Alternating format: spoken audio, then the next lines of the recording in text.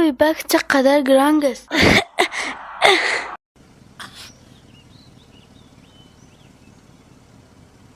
زیاد دوست عزیزم، چطور است خالت؟ الحمدلله.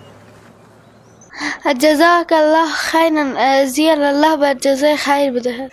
الله بر جزای خیر بده. بخاطر کمک کردی. اردوی ما را الله نیکی بدهد. این بکس خو بسیار گرنگ است. کجاست عبدالرحمن؟ او هم خو گفته بود من میایم.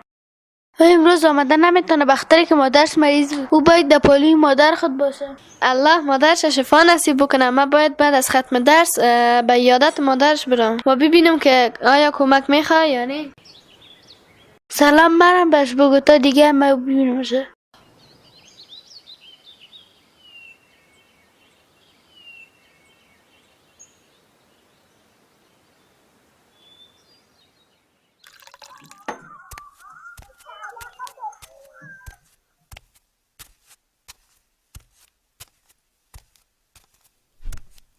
وقت دواست مادرم.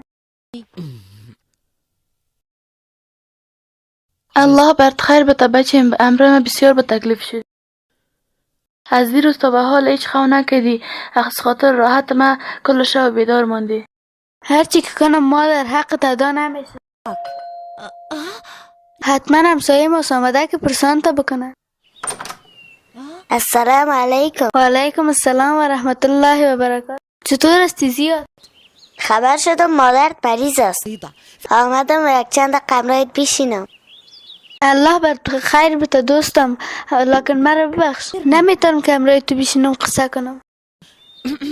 پروا نداره دوستم، باز دیگه وقت میایم. السلام علیکم و رحمت. امیدوار هستم که از ما قبول کرده باشی و خفه نباشی. السلام علیکم. و علیکم السلام و رحمت الله و برکاته. کی بود بچه؟ رفیقم زیاد بود. ازش مزد خواستم بخاطر که خدمت تا بکنم. کی یا امی؟ الله تو را برکت بده بچه.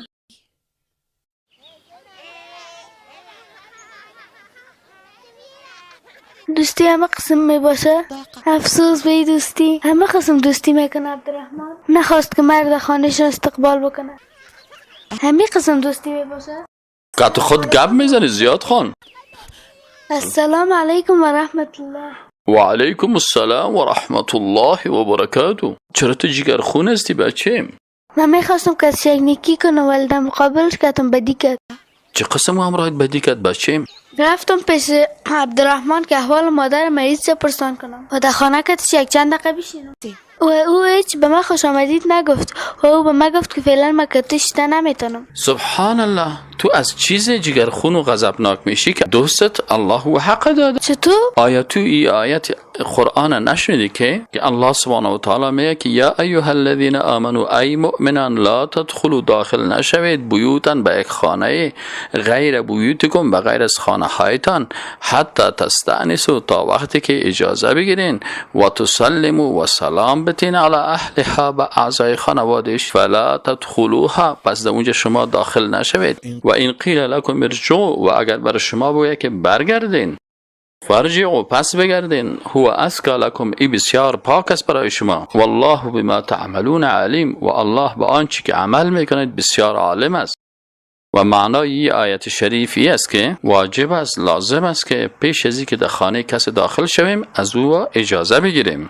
اگر اجازه دادن داخل خانهشان میشیم و اگر اجازه ندادن پس رجوع میکنیم و اگر در خانه هیچ کس نبود باز داخل نمیشیم تا وقتی که اجازه صاحب خانه نباشه.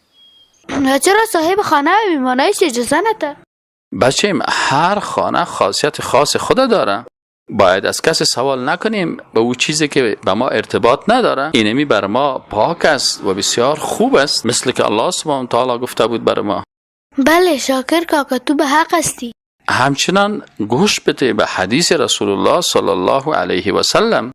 رسول الله صلی الله علیه و سلم میگه که وقتی که یک کسی در خانهش 3 مرتبه اجازه گرفتین و او براتان اجازه نداد پس رجوع بکنین پس برین به خانه های خودتان. چرا اگر دروازه را 3 مرتبه تق تق کردی یا صاحب خانه را 3 مرتبه صدا کردی جواب تک نگفت باز بالای تو لازم است که پس بگردی و بری به خانه خودت. و اگه او اجازه نداد من برگشتم به من ثواب داده میشه؟ بله بچیم و سلف صالح ما یعنی صحابه و تابعین تبع تابعین امی قسم عادت داشتن، اگر کس برشان اجازه نمیداد در خانه برمیگشتند و خفه هم نمیشدند، بلکه بعض از اینا امیر توقع میکردن که امی قسم واقع شود تا برشان اجر داده شود، مثل که الله سبحانه و تعالی گفته که ای بر شما بسیار خوب و پاک است.